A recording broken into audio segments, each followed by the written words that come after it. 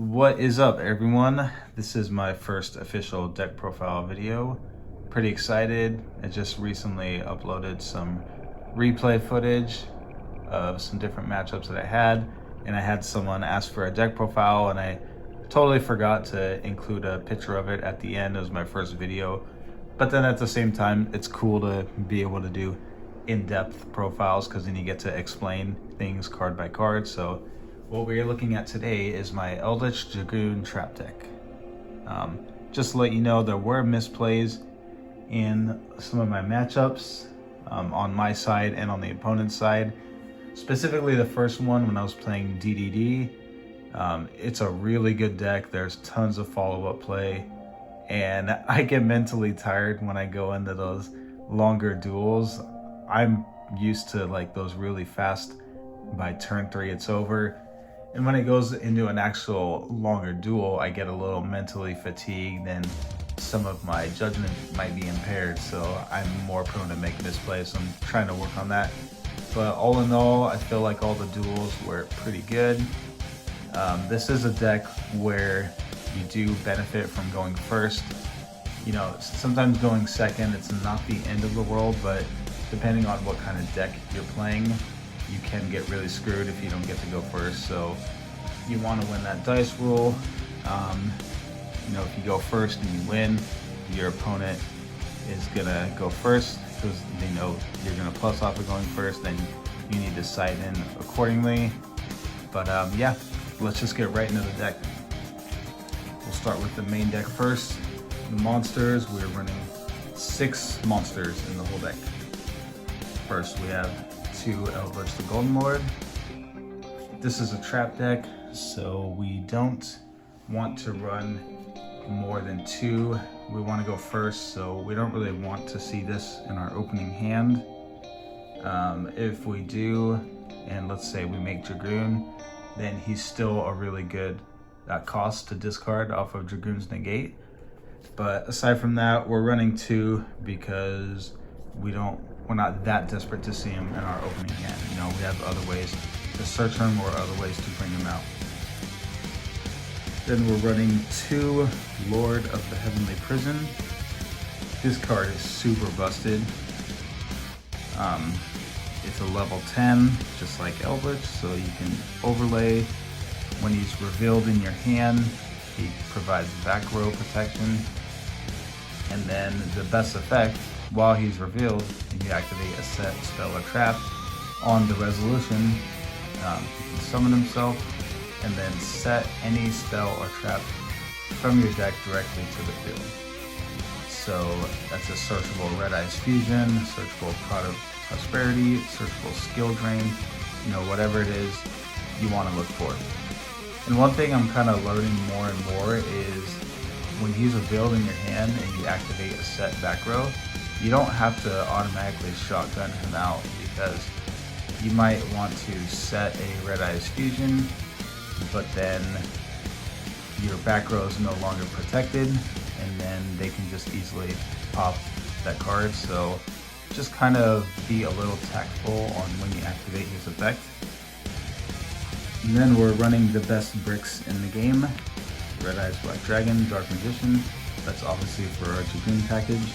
They pretty much serve no other purpose. Now onto the spells. I'm playing triple Pot of Prosperity. This is pretty standard. We have a pretty expendable extra deck, so we want to banish 6 and see a really good card. We want to see the Red Eyes Fusion. We want to see the Skill Drain. Maybe we want to see some of the other cards to help protect our board. We'll get into some of that stuff later in this profile. And then we're running 2 Pot of Duality. This is kind of the backup for Prosperity.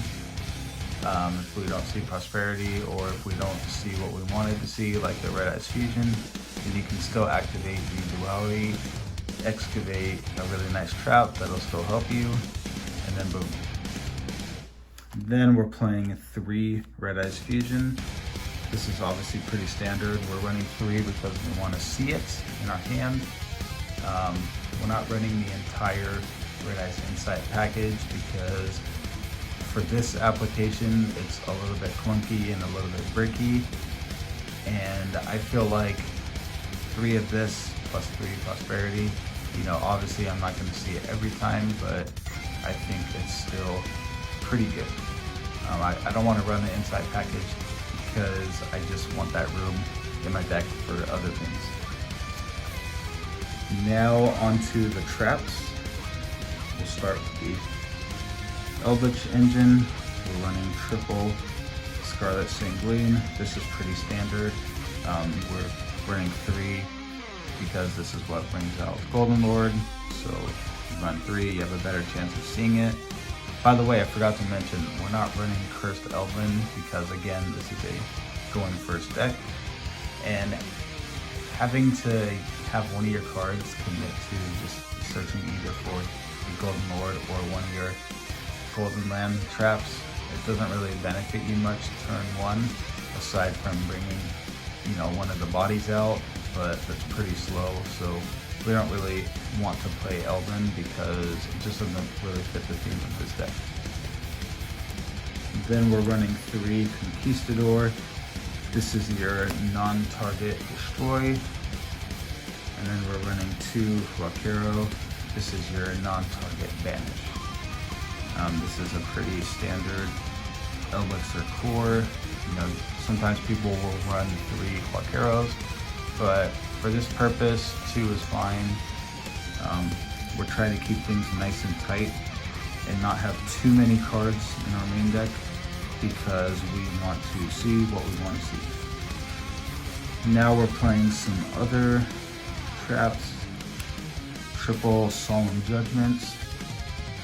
This is back row protection. This is, you know, negate the summon, a normal summon monster. Sometimes it's super funny because you'll be playing an opponent that needs their normal summon to go through to start all of their plays, and then when they normal summon whatever it is they're bringing out, you just flip this and say no, and then their whole turn ends right there.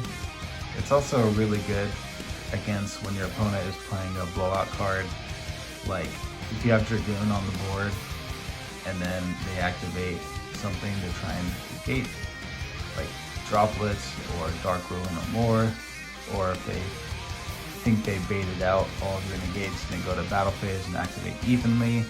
You know, this is a super good protection against that, so keep that in mind too. Then we're playing triple Solemn Strike. This is the no for all monster effects or when a monster is special summoned. So this is a super good card as well. Another reason these are so good is because they are spell speed 3. So if you activate this in response to something, unless your opponent has another spell speed 3 card, then they can't continue to chain onto it. So the chain link will end there. One of my matchups in the video was a Drytron, and it was really funny because I opened double Solemn Strike in my hand, and I was like, okay, you know, this isn't the best hand, but let's see what we're playing against, and then it ended up coming in super clutch. Then we're playing triple Skill Drain. I don't know what Konami was thinking putting this card back to 3, but hey, blame them. Don't blame me for playing it, and blame the ones that made it possible. This is obviously a super good card. It doesn't conflict with the Eldlich engine at all because his effects resolve in hand, and then when he's summoned to the field, it's already over and done with. So Skill Drain will not affect him. You'll still get that attack boost. It can be a little strange sometimes when you want to go into some of your Link or XYZ plays, or maybe if you have the Dragoon on board, but if you're able to play it right, when it's your turn, you just, if you have Golden Lord in the grave, then you activate Golden Lord's grave effect to send Skill Drain its cost, and then summon Golden Lord to the field, and then everything is live again. So you can definitely, even when you're trying to utilize the effects that affect monsters, you can still play all of those things. It just requires, you know, Golden Lord in your grave. It just requires the right setup. Then some of our little utility traps. we are playing 2 Torrential Tribute, 2 Ice Dragon's Prison,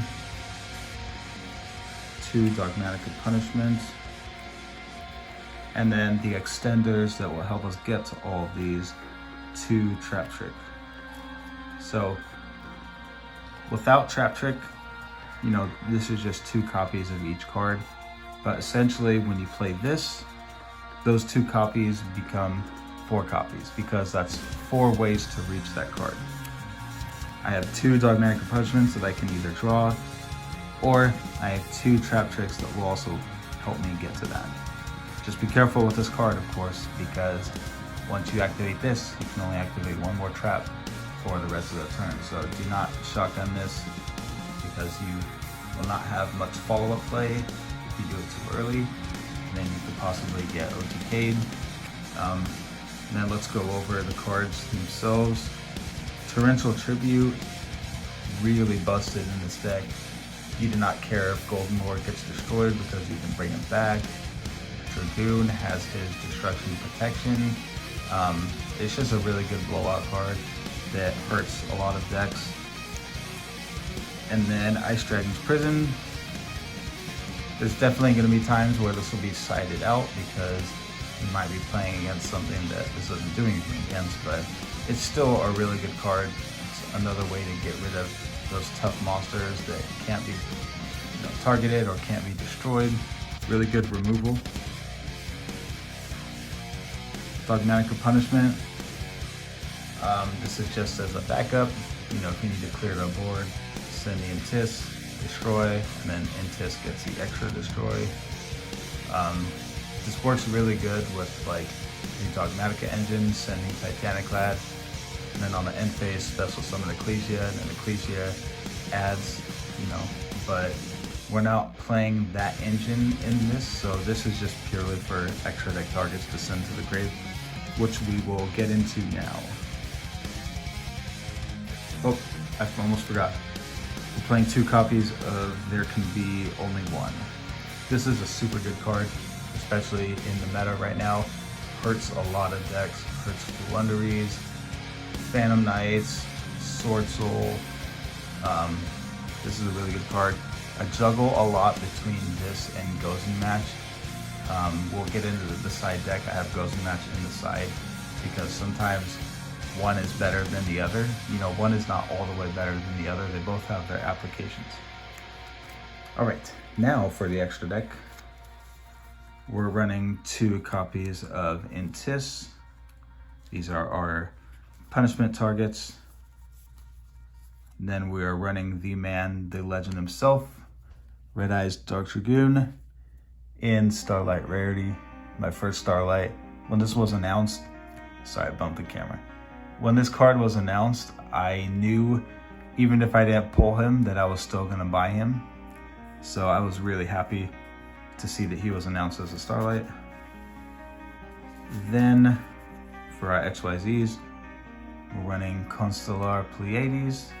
This is really good for your Golden Land traps. You can overlay them into him. Then we're running Gustav Max.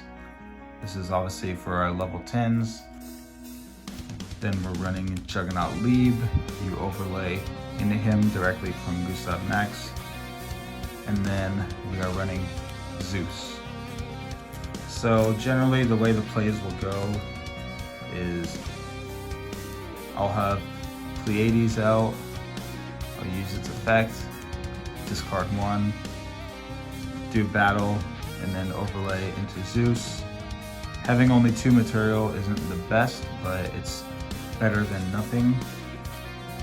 Or the other scenario is overlay into Gustav Max, detach to inflict 2000 damage, then overlay into Lieb if I need to, detach to boost his attack, and then if they're still left over after that, go into Zeus. So I like that. I don't get to play it too often, but when it does come up, it's really good. Then some more punishment targets, Wind Pegasus Administer, and Psy-Frame Lord Omega. Both of those are really good if you have the space. Now for the links, we are playing one link spider. Sorry about that glare. One link spider. This is for our Golden Land traps. They're a normal monster, so you can link them off, bring out link spider. That's a good way to get your Eldlich engine into the graveyard so it can banish and set new cards. It's also good if you're trying to make Anaconda, because Anaconda requires 2 effect monsters. And if you link the normal monster off to make this is now an effect monster, and then you can use this as link material to go into Anaconda. Then we are playing Anaconda.